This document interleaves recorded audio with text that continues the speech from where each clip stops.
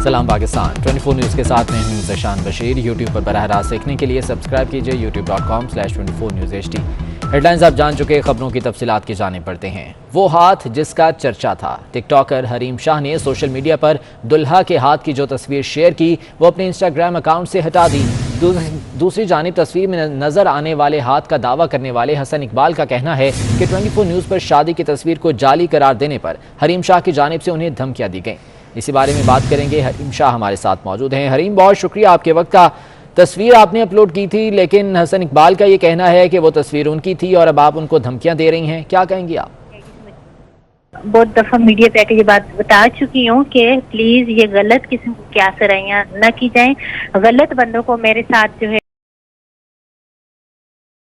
किसी भी किस्म का कोई ताल्लुक, एक बंदे से मेरा ताल्लुक नहीं है, वास्ता नहीं है, वो मुझे डिस्कस ना करे। बाकी मैंने कोई धमकी नहीं की दी, झूठ कॉल दे, मैंने इस तरह की कोई कॉल नहीं की। उसकी फैमिली को, अगर फैमिली को मैंने कॉल की तो फैमिली को कॉल पे लें और साबित वो कहते थे अपनी आईडी से मुझे प्रमोट करें और जितना मुझसे हो सका मैंने उन्हें प्रमोट किया। मैं हर किसी की करती हूँ, कोई भी मुझसे आते हैं, इल्तमास करते हैं, रिक्वेस्ट करते हैं और इसके बाद भी कोई करेगा तो मैं अपनी आईडी से उसकी वीडियोस को प्रमोट करूंगी। अभी तक तो मैंने नाम नहीं लिया, मैं जब नाम लूंगी तो क्या होगा, और इंशाल्लाह मैं अनकरीब नाम लूंगी। चले अभी मैं नाम बता दूं तो उनकी जो पहली बीवी है वो उसको छोड़ के चली जाए तो इसका जिम्मेदार कौन होगा?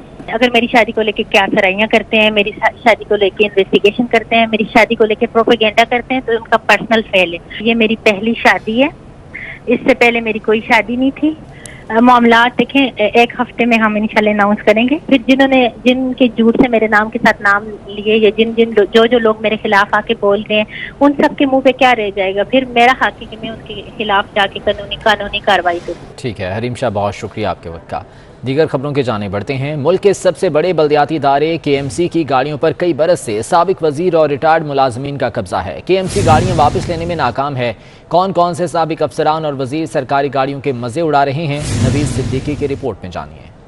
माले मुफ्त दिले बेरहम। बल्दिया उज़्मा कराची की मुतादिद गाड़ियों पर कई सालों से साबिक वजीर और रिटायर्ड मुलाजमीन ने कब्जा कर रखा है, मगर क्या कीजिए कि KMC अपनी ही गाड़ियां वापस लेने में यकसर नाकाम है। साबिक वजीर बल्दियात जाम खान शोरो गुज़िश्ता 5 साल से बल्दिया उज़्मा कराची की 2 लग्जरी गाड़ियों के मजे ले रहे हैं। साबिक DG पार्क्स अशफाक मल्ला भी KMC की गाड़ी के मजे लेने वालों में शामिल है। मौजूदा MC साउथ अख्तर शेख भी 4 साल से करोला पर काबिज है। साबिक म्यूनिसिपल कमिश्नर मतानत अली खान के पास भी 7 बरस से KMC की करोला कार है। साबिक लोकल सेक्रेटरी फजलुर रहमान 9 साल से करोला कार और साबिक डायरेक्टर ट्रांसपोर्ट अतर सिद्दीकी जाते हुए अपने हमला गाड़ी भी ले गए। KMC हुक्काम का कहना है कि मुतअद्दिद बार गाड़ियों की वापसी के लिए खुद अरसाल किए, मगर कोई जवाब न आया। सिंध असम्बली में अपोजिशन लीडर हलीम आदिल शेख पर भी जमीनों पर कब्जे करने का इल्जाम लगाया। एंटी करप्शन सिंध के बाद नैब ने भी घेरा तंग कर दिया। नैब की रिपोर्ट 24 न्यूज़ ने हासिल कर ली है। इसी बारे में आज़ाद नोडियो की रिपोर्ट देखिए। सिंध असम्बली में अपोजिशन लीडर हलीम आदिल शेख एक और केस में फंस गए।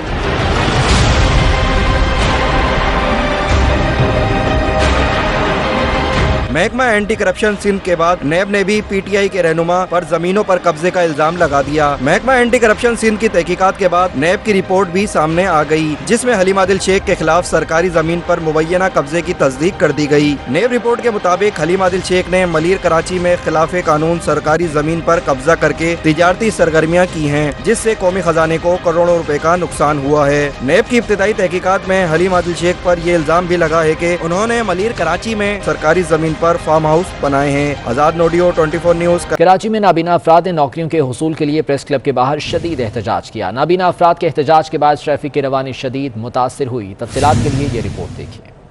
नाबीना अफराद अपने हक के हुसूल के लिए हैदराबाद से कराची पहुंचे और प्रेस क्लब के बाहर अलामती धरना दे दिया।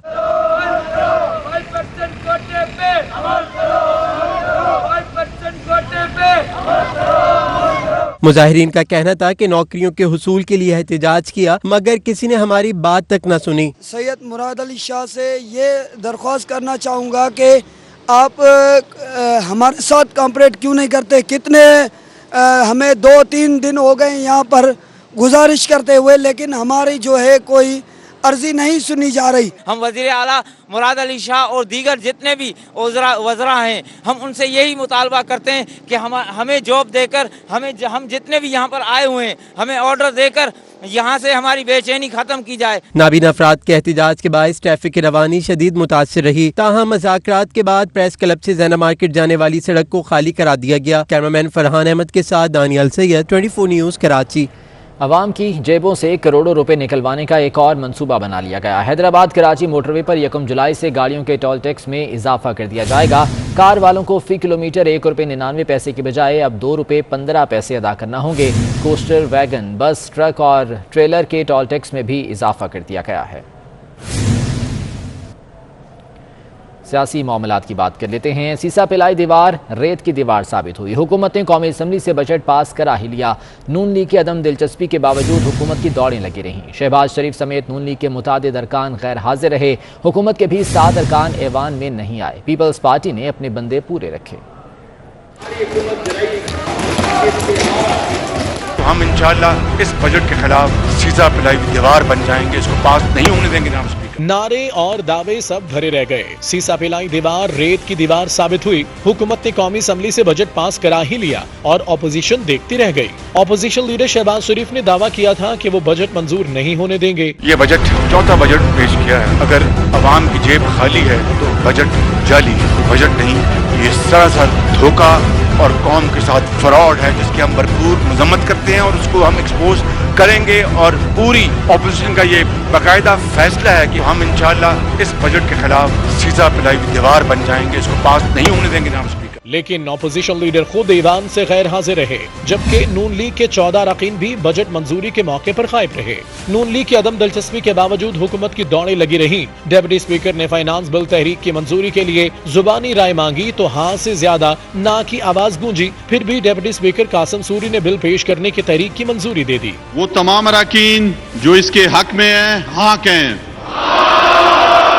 वो तमाम अरकान जो इसकी मुखालफत में है नहीं कहें। मेरे ख्याल में अक्सरियत के जवाब हाँ में है, नतीजतन तहरीक मंजूर की जाती है, जिसे पीपल्स पार्टी के रुकन नवाब यूसुफ तालपुर ने चैलेंज करते हुए गिनती का मुतालबा कर दिया। डिप्टी स्पीकर अपनी नशिस्त पर बैठ गए और स्पीकर असद कैसर ने कुर्सी संभाल ली और गिनती का अमल शुरू हो गया। बिल के हामी अरकान से नशिस्तों पर उठने का कहा गया तो हुकूमती अरकान उठ खड़े हुए। जो इस करारदाद के हक में है वो खड़े हो जाएं।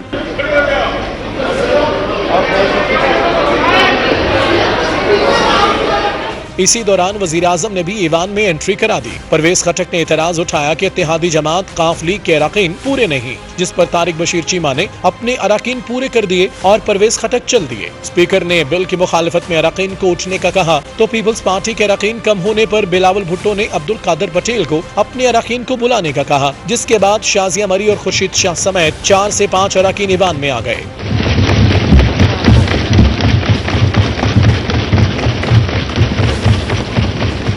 तीन 341 अरकान में से 310 ईवान में मौजूद थे, जबकि 31 गैर हाजिर थे। गिनती के दौरान बिल के हक में 172 और मुखालिफत में 138 वोट पड़े। हुकूमत के 7 वोट कम निकले।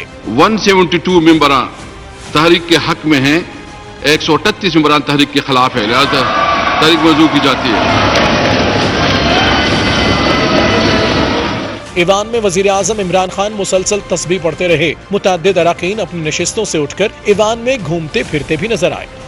और बजट पर तनकीद बर्दाश्त न हुई। स्पीकर ने बिलावल भुट्टो का माइक बंद कर दिया। ऐवान से बाहर बिलावल भुट्टो ने हुकूमत को कड़ी तनकीद का निशाना बना दिया। कहा जाली बजट धांधली से पास कराया गया, गिनती न कराने पर स्पीकर को जवाब देना पड़ेगा।